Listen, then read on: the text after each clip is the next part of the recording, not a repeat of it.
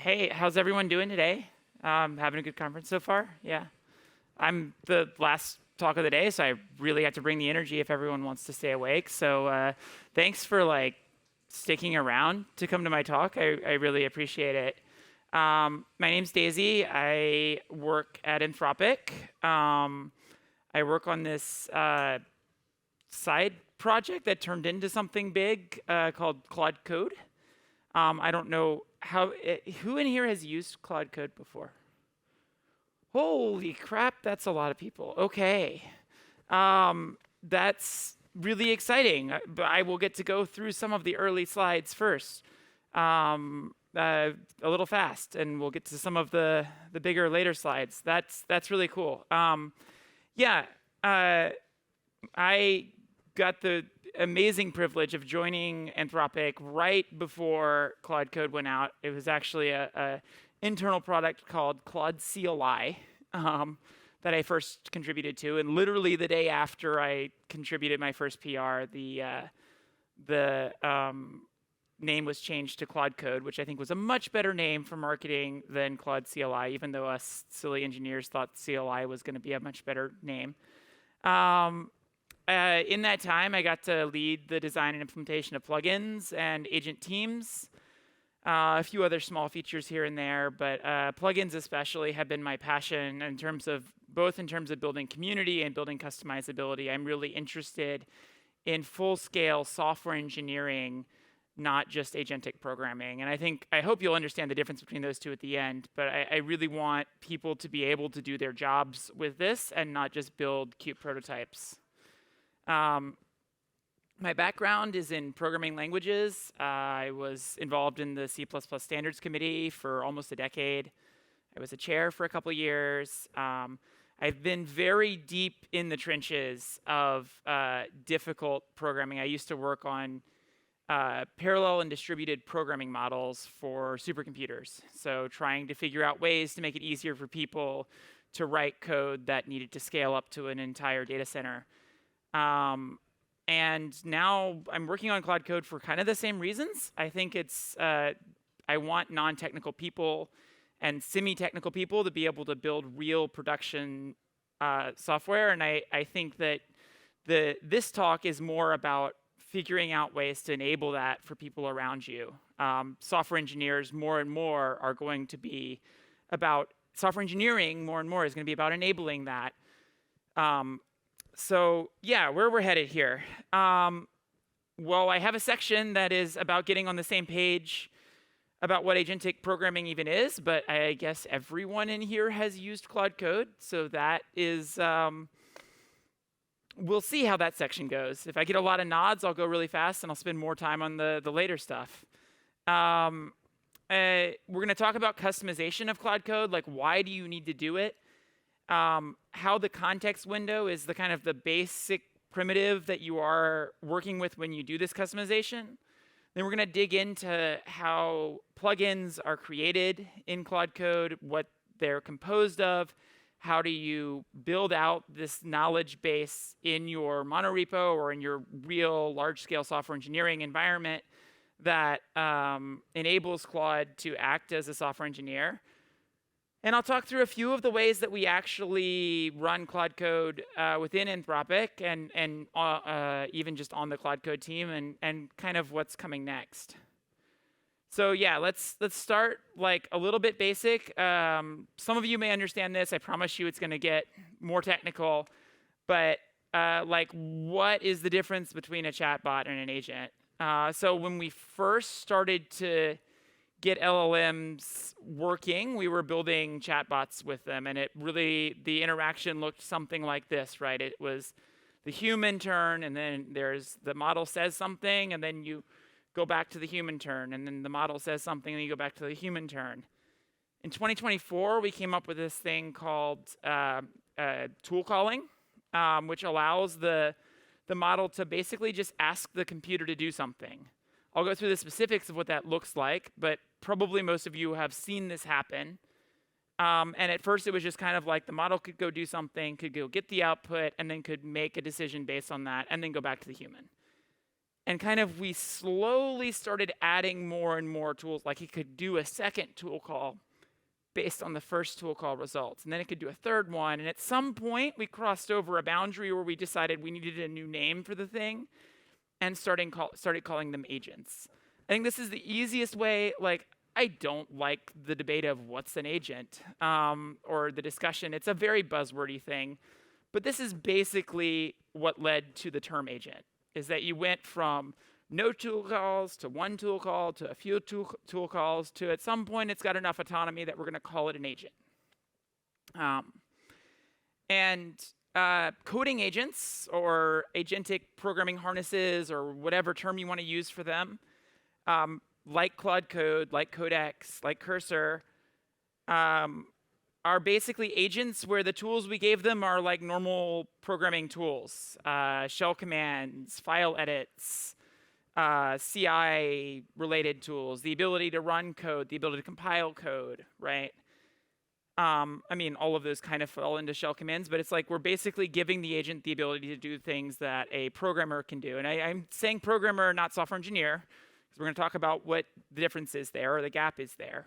But tool calls are shockingly simple. When I first started getting onboarded into this whole AI world from C++ world, I was kind of shocked at how like primitive it all is. It's like literally you tell the model that it can write JSON, and something will happen when it writes a certain JSON. And then you give back the results of doing the something to the model and stick it in the context window right after that. And that's the entire thing, right? This is how the model runs something in bash, is it says that the tool it wants to use is bash, here's the command, then the harness goes and runs the command, and then puts the output in a tool result block, right? It's like super easy to get your mind around, and everything in agentic harnesses is built around this idea. And the ability to like act on this output and then create another tool use that is based on it and then continue that loop is what an agent is. And everything is built around that, right? The big workhorse that really makes coding agents work is the edit tool. And the edit tool, this is literally the schema for the edit tool that is in Claude Code. So Claude, by the way, Claude Code made all of my slides. So when I wanted this, I said, hey, can you put like a tool call from your system prompt into here? It has to give the old string, gives the file name, the old string, and the new string. And it's like, it's a find and replace. There's no cursor, no selection, no quoting. Old string has to match byte for byte. If there's multiples of an old string, it either has to say up front that I expect there to be multiples, or it just fails. These are like really, really primitive tools. And I think there's a lot of iterating to be done in that space that I'll talk about later. But I think, just to give you some idea of where we're coming from, one of my favorite things to do with this is, since Claude made these slides, the tool call to make the previous slide looked like this, where it is writing JSON that contains some JSON that references an old slide. The models are shockingly good at this. Like, not making a single token mistake in this entire thing is pretty shocking to me, at least. The mental model that I have about how agents work and what they're good at and what they're bad at really still doesn't even jibe with this. I'm like, that is not something a human could do character for character if they had to. So like, this gives you some nuance into like where the agent, what the agent is doing, what the agent might be good at, what it might not be good at. It had no trouble producing this. No errors, no multiple attempts. Probably the last time I saw a string replace error or an edit tool error was something like, I don't know, last February of 2025 or maybe April of 2025. The models have progressed a lot past that because this is an easy thing to train. And then you have these increasingly, like, because it can handle this complexity, right? You can make the tool calls increasingly complex. You can make it be able to do more and more complex things. And that leads to these longer time horizon tasks being possible. And there's this chart from an AI research organization called Meter that some of you, who's seen this before? Give me some idea. Okay, a few people. As to how it's been called the Moore's law of agentic, I don't know, the Moore's law of agents or something, is that roughly speaking, the time horizon for the task that models can do with a 50% success rate is doubling about every 4 months. You'll see that this kind of stops at the beginning of this year. We're now 2 model versions later, Opus 4.7 and 4.8. And it's because the Institute actually decided that there's kind of the error bars are too big as to what counts as a 16-hour task at this point. And so this chart is almost no longer useful. But it's been a pretty steady trend over the past 3 years. I don't know about putting a 2019 dot here, but 2022 through 2026. This gives you an idea of where we're headed and what the trend looks like. And so, like, you can start by assuming that this is going to plateau at some point. It will, but, like, I think that if you had back in the 80s or 70s bet on Moore's law plateauing, you'd be in a very different spot than if you hadn't, right? So I think it is worth considering the possibility, at least, that this trend continues at least for another year or two. And, you know, exponential trends are pretty crazy in terms of the way that they change how we work.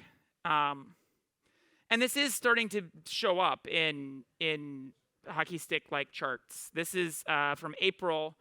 Mozilla Foundation put out a chart of the security vulnerabilities, security bug fixes that they shipped in the month of April with access to our latest model. And it was literally more than they'd had fixed in the past 15 months combined.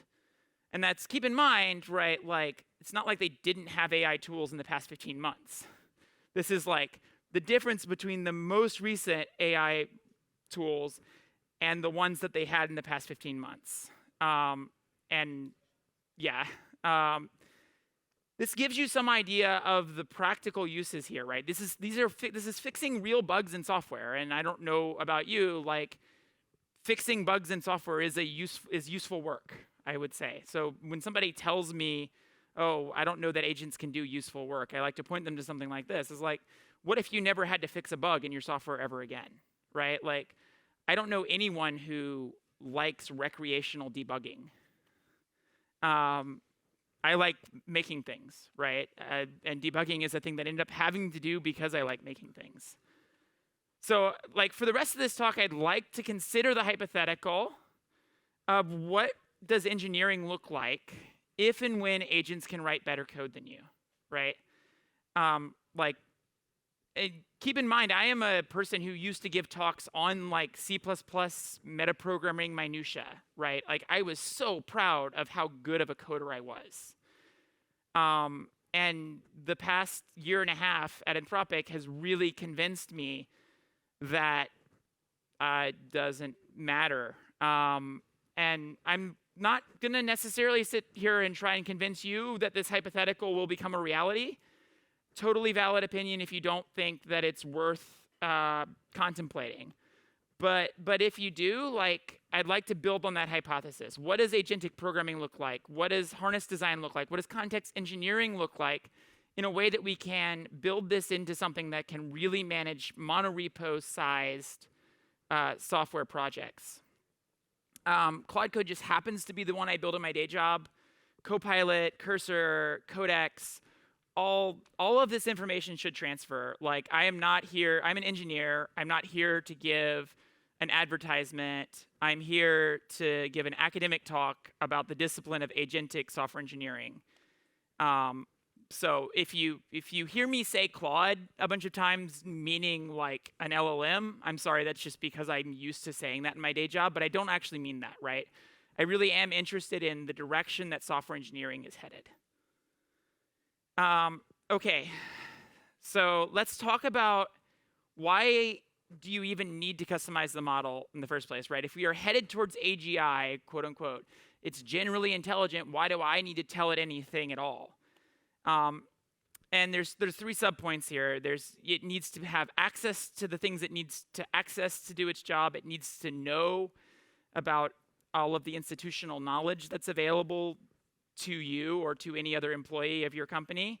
And it has to have the tooling to get all of that information into the context window correctly. So we're going to talk through what that looks like.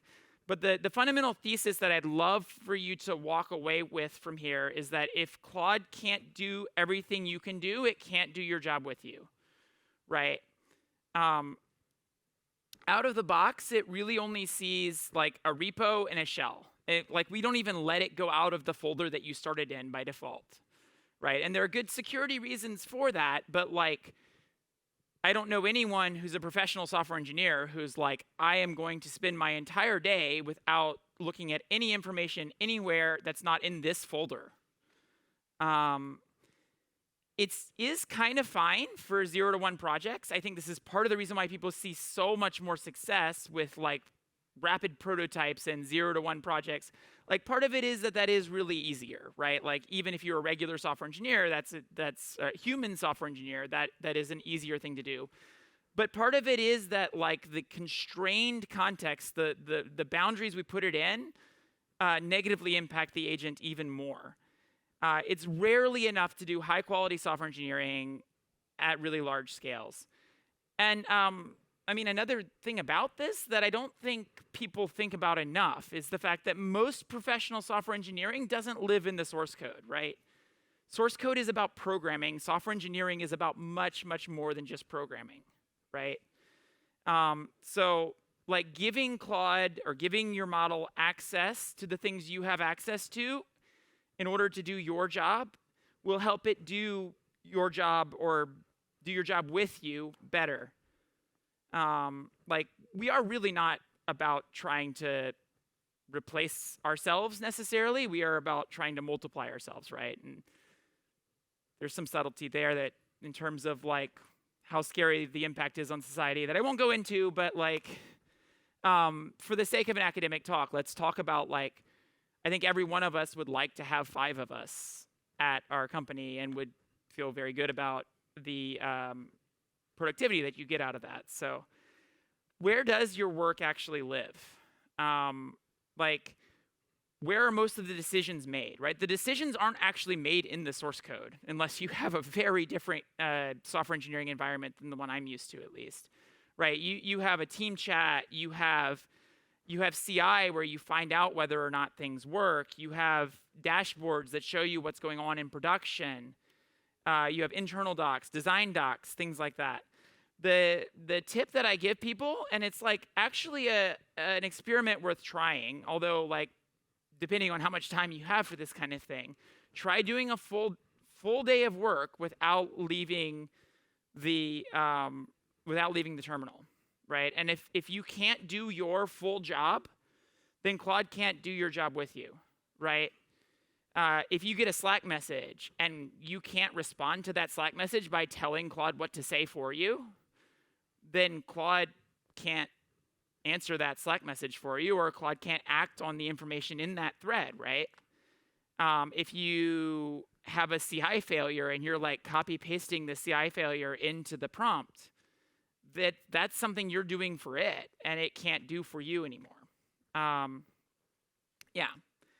So the second aspect of this is knowledge in general. And when I say knowledge, there is some aspects of this that are like, oh, this just wasn't in the training data.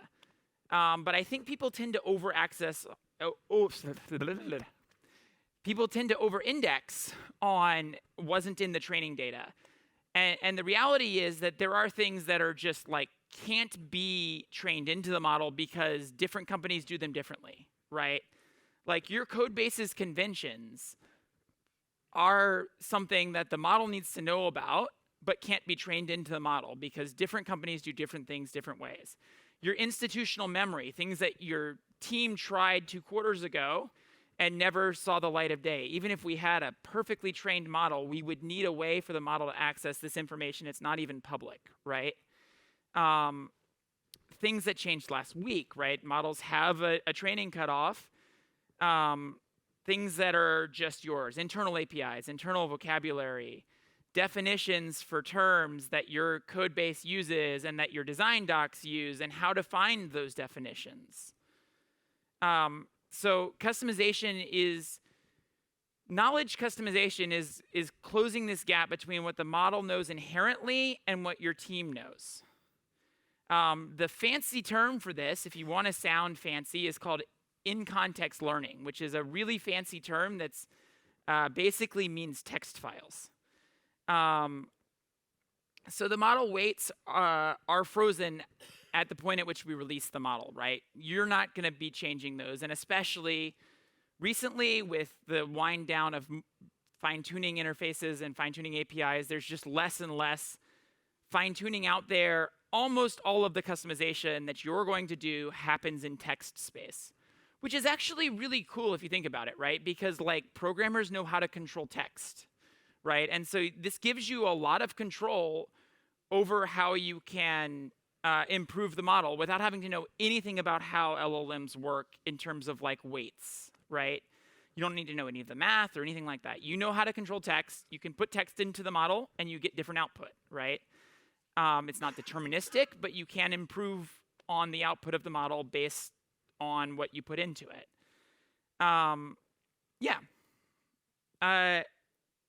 Tooling. So we already talked about what tool calls look like, but I think many of you will have noticed that this is like incredibly primitive, right? It's like literally Claude is roughly using, who here has used ED, the Unix utility ED, to like edit anything before?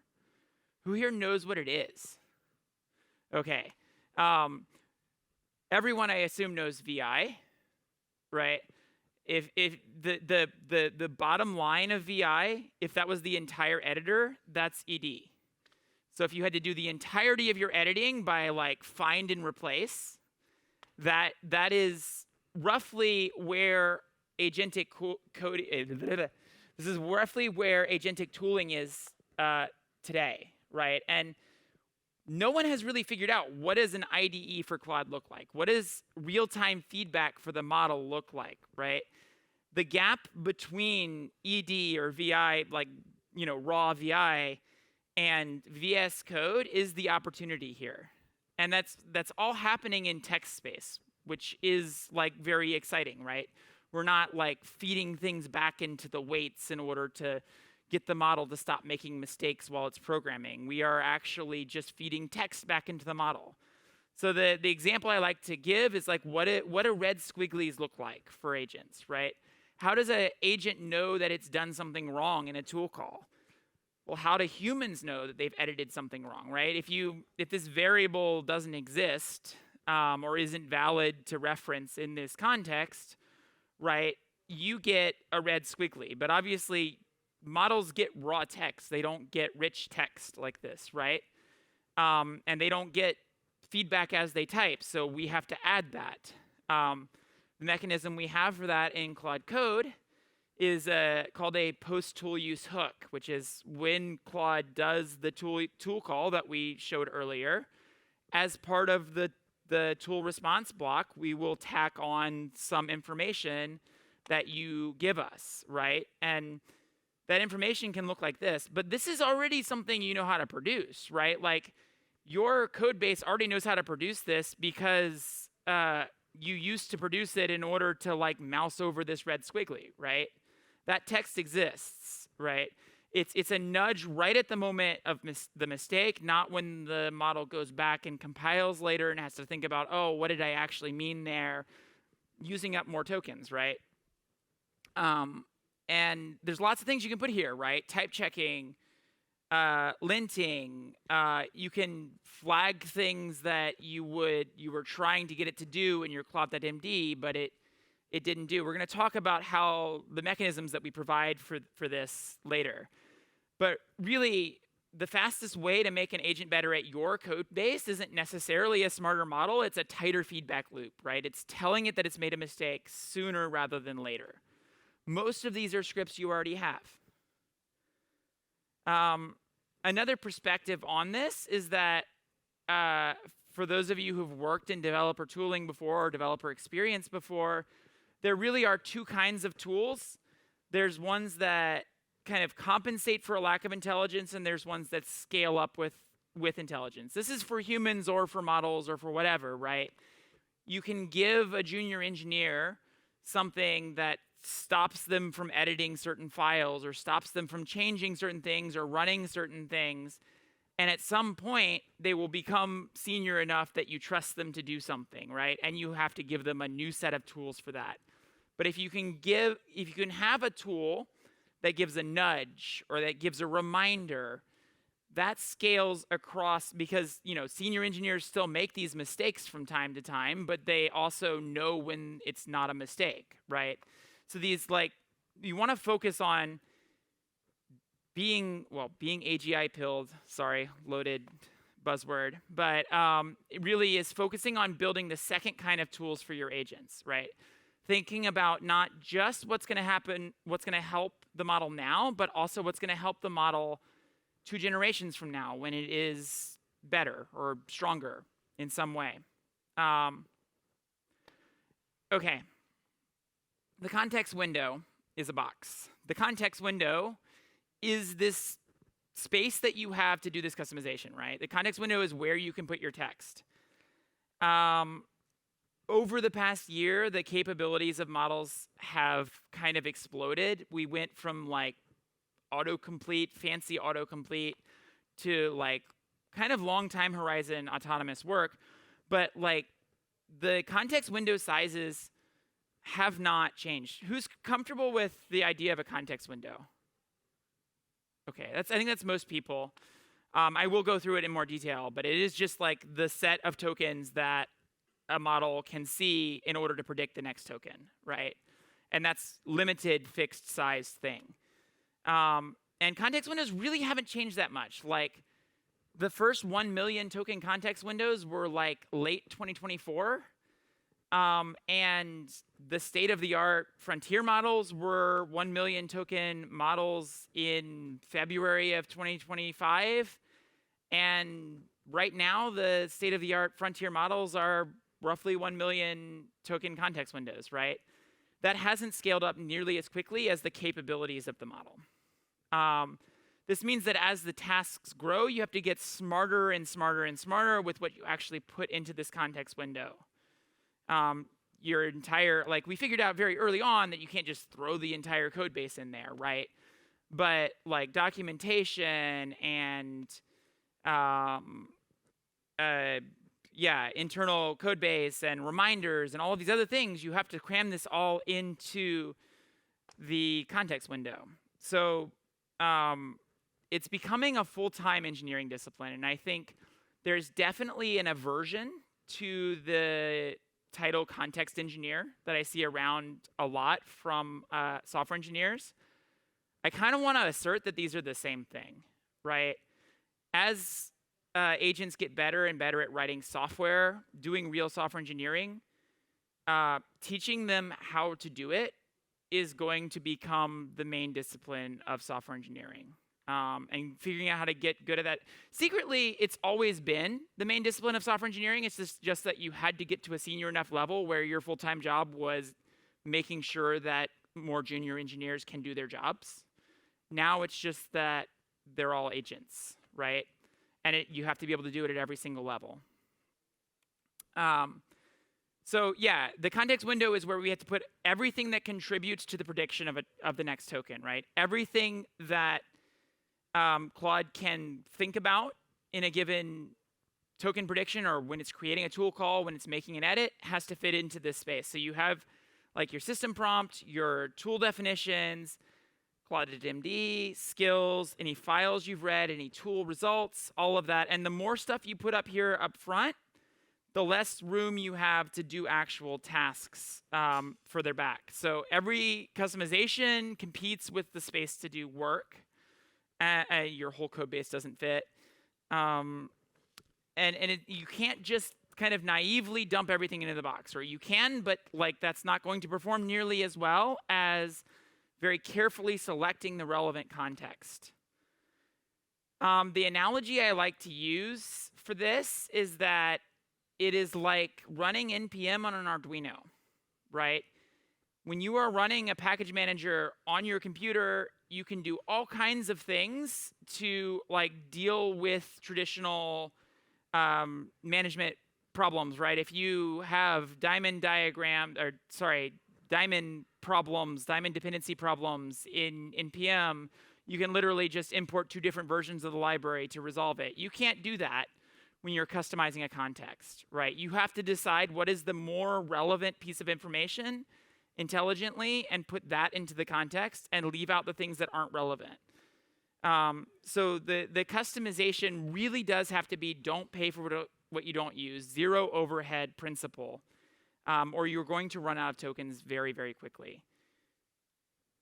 There's one more constraint that I actually really want to go over, because I don't see this in a lot of talks about this kind of thing, and that is the KV cache. The way that next token prediction works in modern LLMs, this will probably change at some point, but it's been about to change for 1.5 years now, or 2 years now, and I still haven't seen a lot of progress on the problem space. It's a lot cheaper if all of these tokens are the same as the previous time you try to predict these tokens, right? So like in computing in general, when you're looking at the shape of problem we've been talking about so far, right, where you have relevant information and less relevant information and a really confined space to put all of that into, you do something that looks like an LRU cache, right? This is how CPU caches work. This is how web caches work, right? We kind of, this space has been explored, but the problem is that because of this constraint where like all of the things before your token have to be the same in order to predict the next token, like this prediction costs 10 times more than this prediction. And if you do that, every tool call, you will end up with a massive token spend. So very early on, if I understand correctly at least, Cursor used to do this with cursor rules. They would kind of swap them in and out based on what was the most relevant rule for the particular thing that it was working on, and then it would evict an old rule that wasn't related. And very quickly, they found out that like that costs a whole lot. And so this problem is more difficult and more nuanced than just doing an LRU cache of the relevant information and calling it a day. So that's the other like constraint here that's like difficult to explain without going deep on that. But the caching of the prediction mechanism enables this to be very, very cheap, whereas this whole thing is very expensive. All right, so I'm going to dive into so plugins are the mechanism that we provide for customization, especially at enterprise scale of Claude Code. And I want to talk through each of these, the plugin abstractions that you can build plugins out of, and talk about like what happens when you throw this into a monorepo with 100 million lines of code, right? Or if you're not a monorepo company, what happens when you have 5,000 different repos that all have information that you need to know in order to do something in one or two of those repos. And so the question there, right, is does it scale, right? If you have 5,000 different repos and they all want to provide 3 or 4 different skills to explain how to work with their own part of the repo, right? What happens? What happens if each one of them provides their own MCP server? So we're going to walk through that. We're going to walk through that in the context of 4 specific plugin primitives. There are other plugin primitives, but a lot of the logic kind of transfers there. Anyway, we'll dive in. Who here knows what MCP is? Okay, I think most people have heard of it, but I don't think most people have thought about it in terms of customizing agentic coding environments. So if you are going to build some integration with with Anthropic in general, you probably should send out a public MCP server, right? Or you should put out an MCP server for that integration. But this is about how do you customize your code base to interact with other developers at your company. MCP is this protocol that exposes, it basically just adds more schemas for tool calls to your system prompt, right? It gives a way of doing that. It's a JSON-based protocol. It gives a way, like a very lightweight from the client side way of the client to say, here, I want extra tools to deal with this thing, right? It is transport agnostic. It has a lot of nice properties for consumers that are not necessarily great for software engineers. They can be, but pretty rarely. So when is it the right tool? Yeah, if you need to design this for any client, it needs to work with a chatbot. The server side owns the authentication, which is like a really big portability win, but then you have to actually set all of this up to work in any environment. And the fact is that like you're not programming in any environment. You are programming in the development environment of your company, right? If you already have a command line interface for something, it's probably a lot better to create a skill that explains how to use the CLI for your product. So does it scale? This is like what we're looking at. What happens if you have 1,000 MCP servers in your monorepo and you try and just load them all into context? Well, every tool has a name, a description, and a schema that sits in the system prompt so that the model knows how to use it. If you have 20 MCP servers and they each have 15 tools, that ends up with a context window that's mostly full of tool descriptions, and you have very little room to work, right? So no, it doesn't scale without help. What we have been working on recently is a thing called tool search, which loads the names of all of the tools up front. So it doesn't still like completely scale, because if you have, I don't know, literally 1 million tools, then you're going to use your entire context, but it scales a little better than name plus description plus schema. So we give the names, and then we give Claude a tool to search for tools, which, yeah, turtles all the way down. But the problem is that like there's not a lot of free lunch here. The more descriptive name you give, or especially if you include like some subset of the description, the more likely Claude is to remember to search for the tool. And if you don't give much, if you have a like random tool named query, then Claude will very rarely search for it at the right time. So you do still have to think about how many MCP servers am I going to give. If you use Claude Code, you should be thinking about how many MCP servers am I giving it access to, because that is going to dilute the amount, dilute its ability to find the tools it needs to do its job. So it does scale up a little bit with tool search, but not great. Who knows what skills are? Okay, cool. Skills are just folders with a markdown file in them.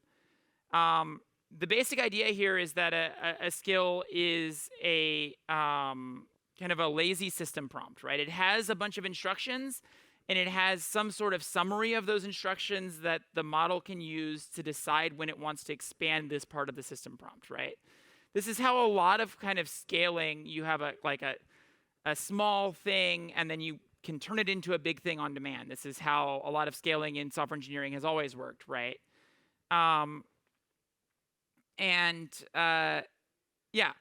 So you can also have other resources in the folder with the skill, and Claude will know how to get to them.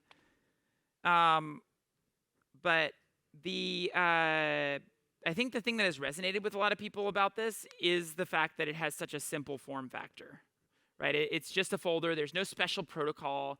There is like front matter fields to the skill.md file, but they're things like description.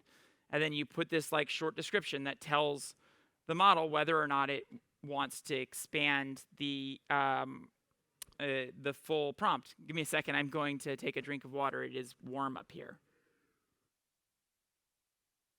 Are people following more or less where I'm going? Okay, I'm seeing a lot of nods, so I'm taking that as a somewhat good sign. I guess the people that I have lost are asleep, so that's okay too. It's a lot, right? Like software engineering is a field that that's been around for 60, 70 years, and we're having more change in the past 2 years than the rest of it, right? In some ways, at least, or at least arguably. We can talk about whether or not we have, but all right. So skills. So skills are these lazy system prompts, right? It has a description of when Claude wants to use the thing. It expands to a much larger amount of text when Claude decides that it is relevant. So does it scale, right? The whole body is pay per use. So we are getting like, don't pay for the body if you don't use it. But, and so like, at a small code base scale, maybe 500,000 lines. I would call 500,000 lines of code a small code base. And I think many of you probably work in enterprises where you would call that a small enterprise code base, right? The body is pay per use. The description is always loaded, right? The description always goes in the system prompt. So if you have 100,000 skills and you load 100,000 descriptions into the system prompt, you are going to use your entire context window, right? So it still doesn't completely scale up to a large enterprise like Google's code base or Facebook's code base. And I think, for me at least, that's the interesting question about how do we get these things to do software engineering. They need to be able to scale up in that way. Skills also currently don't have a way to do hierarchy. We're working on that, hopefully out soon. So it does scale, kind of. It's kind of the same problem that we talked about in terms of tool search, right? Tool search has this description, this description line that if you make it longer and longer, it like triggers better. Yeah. Subagents, what's up? Quick question. So do you think we need a skill search tool as well? We're working on that, yes. So the question was, do we need a skill search tool? We're working on that. It's a little harder because it requires the model to know what it doesn't know. Versus tool search, the model is much more likely to know what it can't do. Does that make sense? Like, it's a lot easier to tell that you can't do something than to tell that you don't know something. But that is a direction we are going. Subagents are relatively similar to skills. I'm going to go through this pretty quickly because I actually want to get to the nice stuff at the end. Where you basically give it a short description that gets put into the system prompt. But Claude, instead of Claude expanding that text into its own context window, it'll expand that text into a separate context window and then get back a summary of what the subagent did, right? It'll expand that text along with like its own prompt into a subagent context window, a separate context window, and then gets back a summary that is compact, right? So it's, in this sense, it actually scales better, but across a monorepo, a large monorepo where you have hundreds of these or thousands of these or tens of thousands of these, you're going to start using up large fractions of your context window on these description strings, right? So, but the takeaway for understanding the difference here is that skills are in context, subagents are out of context. We think that the difference is fundamental enough to keep them as separately named things, but there's a lot of similarity there. I think we're still figuring out how we want to name these things, how we want to separate these things, what the ontology of all of this is. I don't think anyone really knows what the long-term state of this is, but hooks are my favorite abstraction to talk about in this context because hooks do scale. Spoiler, right?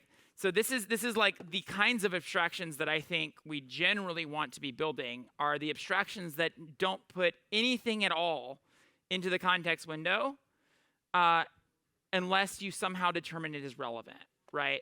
So hooks are an abstraction that we have in Claude Code that will, when a certain event happens, like a tool use or a user submits a prompt or the model stops working for one reason or another, or the whole context compacts, you can run a specific script. And there is a protocol for like what the input to that script looks like and what output you have to deliver. And based on how you deliver that output, we will put some context into the context window for you or not. But I mean, the way to think about how this scales, right, is if you are working on a Rust project and you have 10 JavaScript skills, you still pay for those 10 short prompts related to JavaScript, even though you're not doing anything related at all. And you have to remember to manually toggle them off to not use that, right?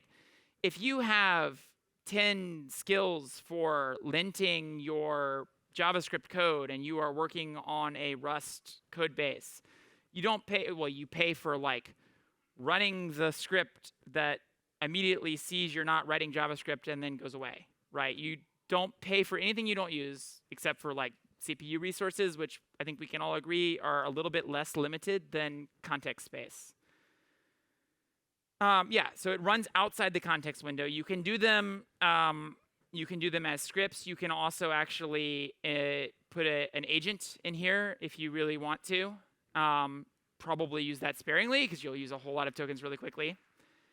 Does it scale? Well, we already talked about this. It only injects something when it fires, when it matches. The pattern that we have is like call the script, determine if it's relevant immediately, and quick exit if not, and otherwise do some processing to figure out if there's anything relevant that you can tell the model.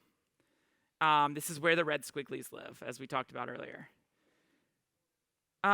What are some abstractions that I don't consider to be good parts of plugins? This is like a pretty quick aside, so I'm going to go through it. But the one that I really like to talk about here is Claude.md. I have had so many people ask me, why do plugins not have a Claude.md abstraction? And I think hopefully if you followed the talk up to this point, you should understand this, right? It is the worst at don't pay for what you don't use, right? Because if we were to provide an abstraction that allowed plugins to unconditionally inject a large amount of text at the very beginning of every context, then we'd be limited to 5 or 10 plugins being active at any given time. And the biggest problem with that is that it doesn't look like it's that expensive, right? If you're writing out your plugin, probably the first thing you're going to do is create a Claude.md file that explains what the plugin is. It's so low cost on the implementation side, and it's so high cost on the it is so high cost on the use side, right? So you can still do this, right? You can still set up a session start hook that injects a whole bunch of tokens into your context right at the beginning of every single session. But at least that makes it obvious that you're doing something that costs everyone no matter what.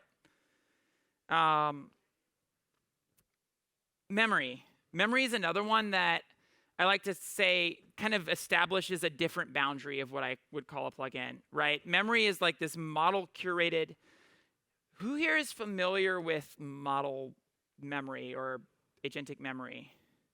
A few people? Spoiler alert, it's text files. All of it's text files. You just tell the model to write a text file and then read the text file at a very specific point later, right? But it is, because it's model curated, I don't consider it to be a context engineering primitive, right? We really want to focus on what are the primitives for sustainable, reusable context engineering. And I think I'd like to keep that separate from what we call a plugin. So even if they are shaped like skills, even if they are things that are updated and contain the same kinds of knowledge as skills, I really think that the future of software engineering at ultra large scale is going to have to be very discriminating about what we call context engineering and what we call memory.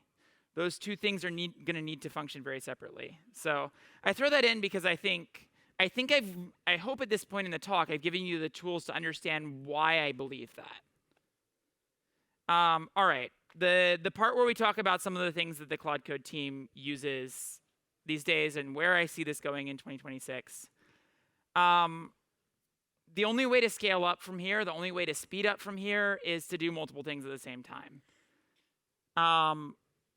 How many people would say that your regular workflow uses more than, well, let's say, how many people would say your regular workflow uses more than one Claude at a time? More than one session? How about more than 5? More than 20?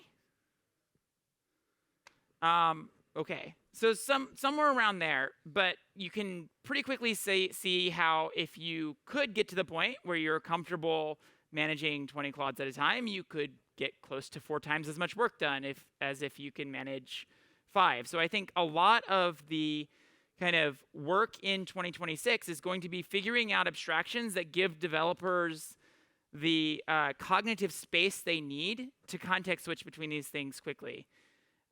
Git work trees are the simplest way to get started on this. Put each session on a different work tree so that the Claudes aren't stepping on each other. I don't know that I need to go too far on that, but one of the things that really helps with this when you have multiple sessions, who has used /rename or /color? It's 3 people. Should be everyone.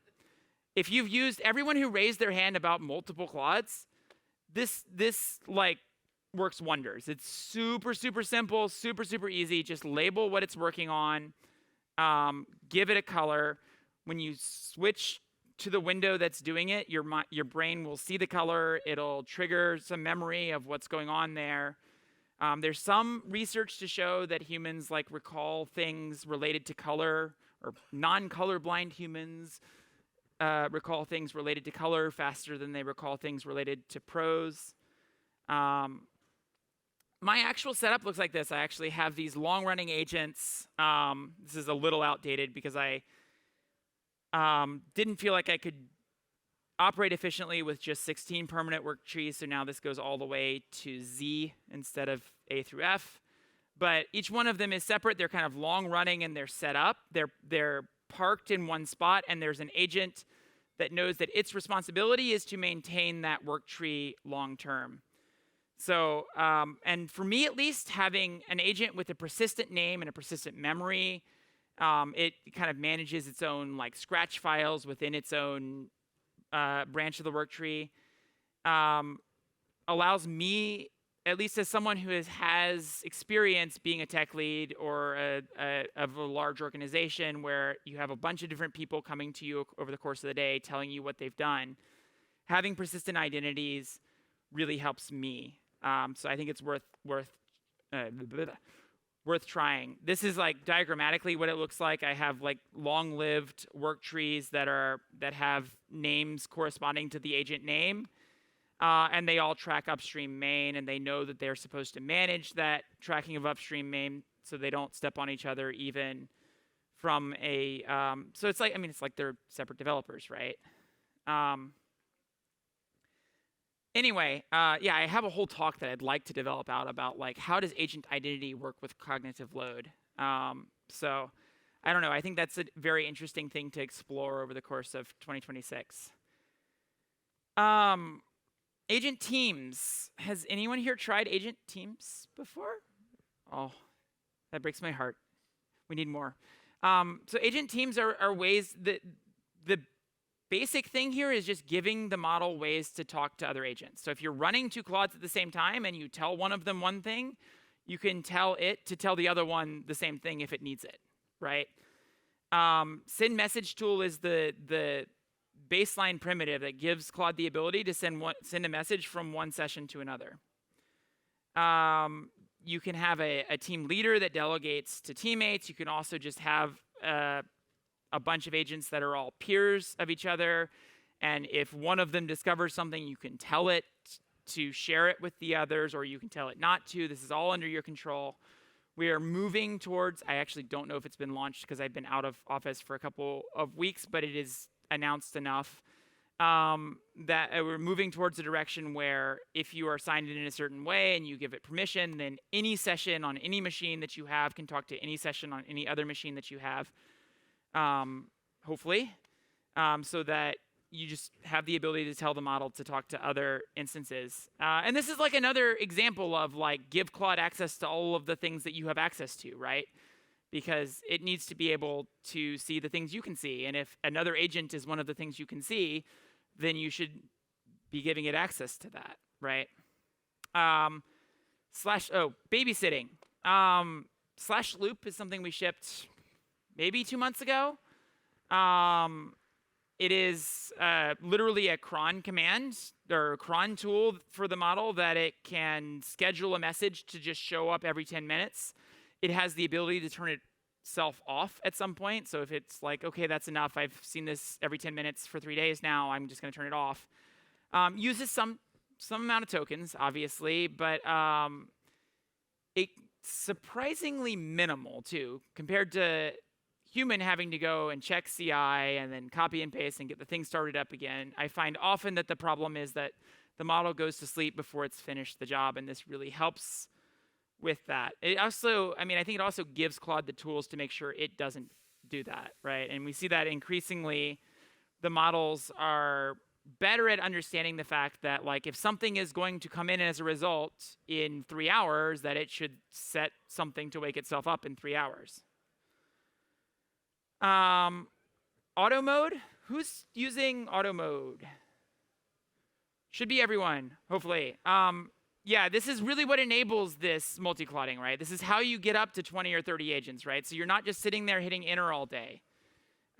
It is better than YOLO mode. We have a sophisticated set of safeguards that go through several screenings of models and classifiers that check whether something is dangerous before blocking it or allowing it. It looks through all of your prompts and sees if you've actually told it to do something or not. And if you haven't told it to do something that seems dangerous, it'll stop it from doing it. This is what makes slash loop and agent teams and overnight runs actually work. It's a little expensive. It costs anywhere from 10 to 40% more depending on the model. I am running out of time, and I'm sorry, but this is really what I'm getting at here, and I think I've said this a few times, right? 2025 was about getting information into the model to get better results because agentic programming was in its infancy, and we were constantly compensating for the model making mistakes. 2026, I believe, is going to be a lot more about getting information from the model to the user, right? The quality of the information that the user gives the model is going to matter less and less as the models get stronger, and it's going to be less and less of a bottleneck. And this year, it's going to be a lot more about how quickly can you context switch, how quickly can you scale up your workflows to get information about what the model is doing. Claude put it this way, your attention is the smallest box in the system, which I think is cute. So Claude Agents is actually one of the things we've launched along those lines if you haven't tried it. Or it's also called Fleet View. Has anyone tried this yet? One person. Okay, everyone should try this. It is amazing. The team member who put this together literally hit, I think, 1,000 PRs 1 week using this. It is significant way to scale up your attention, right? Because it is showing everything that's running all in one place. We have little classifier models that give a very short description of like what the model needs, what it has just done. And these are like, 10 different Claude Code sessions all in one view. And yeah, the lightweight classifier. And you can jump in between sessions from directly in there. No more like 20 different tabs. Remote control, another fantastic thing that I use all the time. I have these kind of persistent agents running on a server in the cloud, and I can interact with them on my phone. I interact with them on Claude Code Desktop. I wrote portions of this talk literally while walking over from my hotel by interacting with the agent on my phone that was responsible, or sorry, on my dev box that was responsible for this talk. The 3 things I do want to reiterate before I run out of time, I have 30 seconds. Give the model access, think about the box and think about what you're putting into the box and how that affects what you're getting out, and pick abstractions that scale up to large-scale real-world software engineering. Thanks for hanging with me. I'm sorry that my stumbling over my words was a little worse than usual. It is also after 5 for me, but I hope you all enjoyed it. I'll be around. You can always hit me up on Twitter. If you have questions about this, I'm happy to answer them. Yeah, thanks for your time, and thanks for hanging out at the end of the day.